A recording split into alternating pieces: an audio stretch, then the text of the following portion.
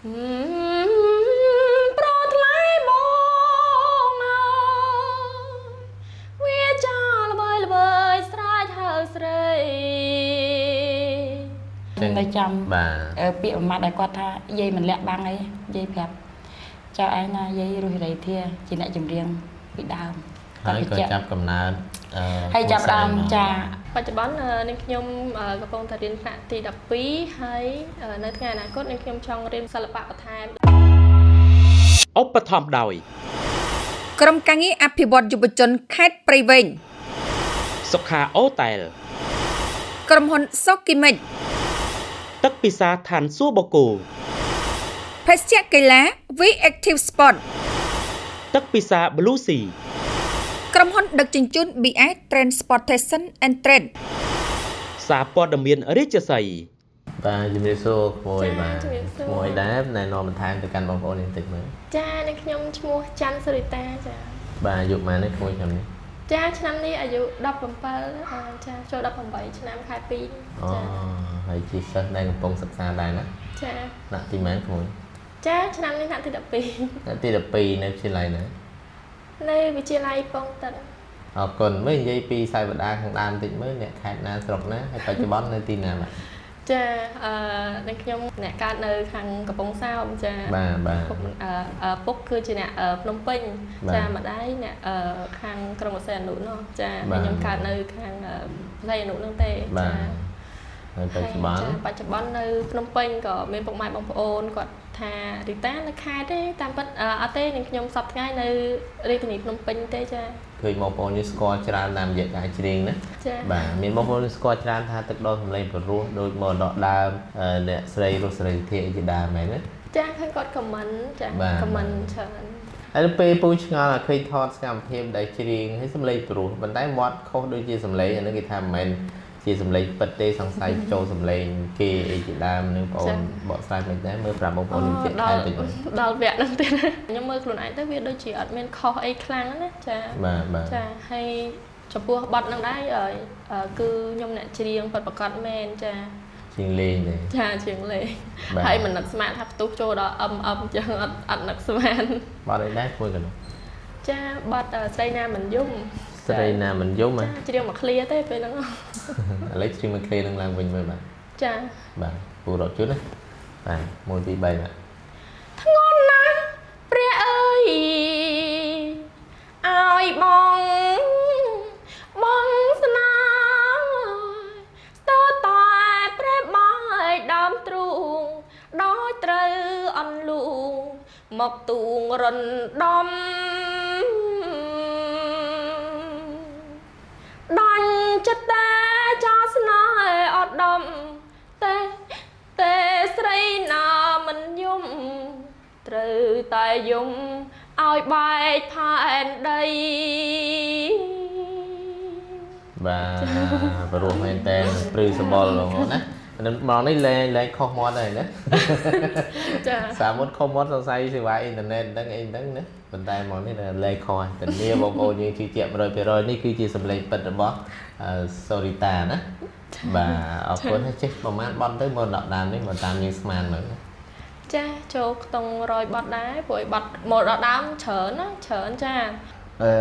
សម្លេងដែលគាត់មានបច្ចុប្បន្នដែលយើងល្បីថាគាត់ពីរោះវាមានធាតុផ្សំវាទី1ដងគាត់ពីអំណាចបាទទី2គាត់មានសម្លេងបាទគាត់មានសម្លេងល្អហើយដោយការគួបផ្សំនឹងខ្ញុំទំនុកបំរុងគាត់ផ្នែកចម្រៀងនឹងផងគឺវាអាចដុសឡើងបើខ្ញុំអាចដឹងប្រហែលជាអាយុ4-5ឆ្នាំខ្ញុំដឹងថាគាត់ចេះច្រៀងចឹងបើន័យថាក្មួយក៏កាត់តាមគាត់ខ្លះដែរត្រូវទេចាអង្គាបងអើយអូននៅទីណាឮតែវិចាមិនឃើញអូនឲ្យបងចាំតើអូនបាត់សូនមិនឃើញរូបស្ងួនអូនខាងរឿងអ្វី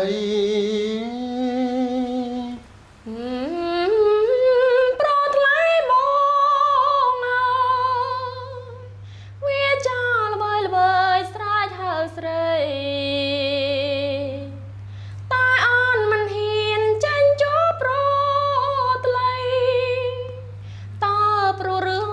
ប្របងដឹងទេ កំណើតកូនខ្ញុំដែលច័ន្ទសុរិតាគាត់មកចាប់កំណើតរបស់ខ្ញុំហ្នឹងណាដល់ពេលហើយយប់មួយក៏សពមកភាំងឃើញយាយរៀងចំណាស់គាត់កាត់សក់ខ្លីហ្នឹងចៅយាយសុំនៅមួយចៅឯងដែរមកដោយសារអីយាយគ្មានកន្លែងទីម្រកអញ្ចឹងណាឲ្យយាយសុំនៅមួយចៅឯងមកនៅជាមួយខ្ញុំហ្នឹងលោកយាយមានឈ្មោះដែរព្រោះនៅត្រូវការយើងចង់ដឹងណាលោកយាយមកពីណាស្រុកណាអញ្ចឹងណាតែគាត់មិនបានប្រាប់ស្រុកទេគាត់ថាគាត់តម្លាក់ប្រវត្តិនៅហ្នឹងទៅក៏គាត់ថាយាយមិនលាក់បាំងអីចៅឯងទេយាយប្រាប់ចៅឯងតាមត្រង់ណាយាយរស់សេរីធាអ្នកចម្រៀងវាដើមណាចៅ ត្រង់មកវិញចឹងមិនមែនជាការដឹងជាតិអីទេ ចា៎ គាត់ថាដល់ពេលដែលចាប់កំណើតគាត់ហ្នឹងបងយល់សព ចា៎ ឃើញបាទអ្នកស្រី និមិត្តឃើញ រស់សេរីសទ្ធាតែប៉ុណ្្នឹងទេ គាត់បញ្ជាក់ការសុបិនហ្នឹងវាខុសពីការចាំជាតិទៅទៀត បាទ ចាអញ្ចឹងគាត់នេះដល់ឡែកពីរហ្នឹងវែកគ្នាឲ្យដាច់ ទិសដៅបន្តទៀតសម្រាប់បងអូនយ៉ាងម៉េចដែរចង់វិវត្តខ្លាយជាតារានៅក្នុងផលិតកម្មណាឬក៏ជាតារាឯករាជ្យយ៉ាងម៉េចយ៉ាងម៉ាមើលប្រាប់បងប្អូនយើងតិចមើលបាទ បច្ចុប្បន្ននឹងខ្ញុំកំពុងតែរៀនថ្នាក់ទី12ហើយនៅថ្ងៃអនាគតនឹងខ្ញុំចង់រៀនបន្តចូលទៅខាងផ្នែកច្បាប់ហើយនឹងរៀនសិល្បៈបន្ថែមដូចជាចាដូចជាភ្លេងដូចជាអីចឹងទៅដើម្បីទី1ខ្ញុំខ្លាចតែពេលខ្លះយើងចេះបត់ច្រើនបត់មែនប៉ុន្តែអត់ចង់ច្រៀងភ្លាវច្រៀងអីចឹងយើងចង់រៀនភ្លេងរៀនអីថែមចា បាទហើយបច្ចុប្បន្ននេះថ្មីត្បិតមិនបានចូលផលិតកម្មតែក្មួយមានចេញបត់ដូចថាបន្តខ្លួនខ្លះហើយបាទ ចាបត់ដែរនឹងខ្ញុំច្រៀងគឺមានច្រើនចាហើយចំពោះស្នាដៃអ្នកនិពន្ធក៏មានលោកគ្រូគុណប៊ុនឈឿនចា អូបាទជាកវីស្ទឹងសង្កែនរបស់3ក្នុងប្រទេសយើងណា ចាល្បី ចឹងក្មួយបានជួយបត់គាត់ដែរ ចាបាន3បត់ចា តែជាស្អីមានន័យថាគាត់មរណកាលដូចយូរហើយដែរប៉ុន្តែបត់ហ្នឹងក្មួយទៅច្រៀងឬក៏ច្រៀងយូរហើយ ខ្ញុំច្រៀងឆ្នាំមុនប៉ុន្តែមិនមែនលោកគ្រូគុណប៊ុនឈឿនគាត់អ្នកយកមកឲ្យខ្ញុំផ្ទាល់ទេដោយសារលោកគ្រូគាត់បានមរណភាពទៅហើយក៏នៅតែភរិយាគាត់ចាគឺលោកយាយតាក់កំឡុងឬគាត់បានឃើញថាពេលហ្នឹងនឹងខ្ញុំច្រៀងថាចូលចិត្តច្រៀងបទពីដើមពី3ចឹងទៅក៏គាត់ដាក់បទឲ្យ3បទចាដូចជាបទមេរៀនម៉ែបទបទសម្ដែងហើយនឹងមួយបទទៀតប្រតិបនៃធម៌ចា ប្រតិបនៃធម៌ឥឡូវនេះមានបងប្អូនយើងគ្រប់គ្រងច្រើនហើយមានអីថ្លែងអំណរគុណគាត់ឲ្យគ្រប់គ្រងយើងទេបាទ ចាសូមអរគុណលោកយាយតាអ៊ំពូមីងពុកម៉ែបងប្អូនទាំងអស់ចាទាំងនៅក្នុងស្រុកនិងក្រៅស្រុកទាំងអស់ចា បាទអរគុណច្រើន អរគុណចា